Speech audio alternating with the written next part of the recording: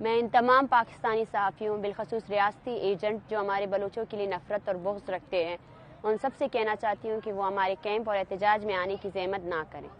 इस 3 दिन में हमने इस्लामाबाद में चंद अच्छे और मुखलिस सहाफ़ियों के अलावा अपने लिए पाकिस्तानी सहाफ़ियों और सहाफ़ियों की शक्ल में रियासती एजेंट देखे। इनमें बलोचों के लिए सिर्फ नफ़रत पाया जाता है और एक मखसूस एजेंडे के तहत वो आकर हमारे एहतजाज में इन माओं और छोटे बच्चों की आवाज़ बनने और अपना सहाफ़ती फ़र्ज़ को पूरा करने के बजाय वो यहाँ आकर हमारे ज़ख्मों पर नमक पाशी करते हैं और हमारे एहतजाज को सबूताश करने की कोशिश करते हैं। हम इस नफ़रत और बुग़्ज़ को कभी नहीं भूलेंगे।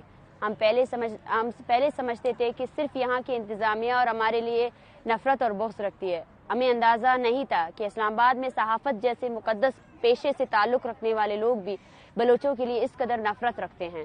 हम इस रवैये और इस नफ़रत को ज़िंदगी भर याद रखेंगे और बलूचिस्तान में वापस जाकर अपने लोगों को आपकी नफ़रत और रवैये से आगाह करेंगे। और एक बात, हमें इस बात की बिल्कुल भी अफसोस नहीं हो रही है कि आप लोग बलोचों के साथ किस तरह की नफ़रत के साथ पेश आ रहे हो और किस कदर बुग़्ज़ रखते हो, बल्कि हमें खुशी हो रही है कि आप लोगों अपने हकीकी चेहरा दुनिया को दिखा रहे हो और दुनिया आपकी असलियत से वाकिफ़ हो रही है। आखिर में हम वाज़ेह ऐलान करते हैं कि इस्लामाबाद में मौजूद मुखलिस और हकीकी मायनों में सहाफ़ियों के अलावा बलोचों से नफ़रत रखने वाले सहाफ़ी और रियासती एजेंट नुमा सहाफ़ी हमारे एहतजाज में आने की ज़हमत ना करें। Thank you.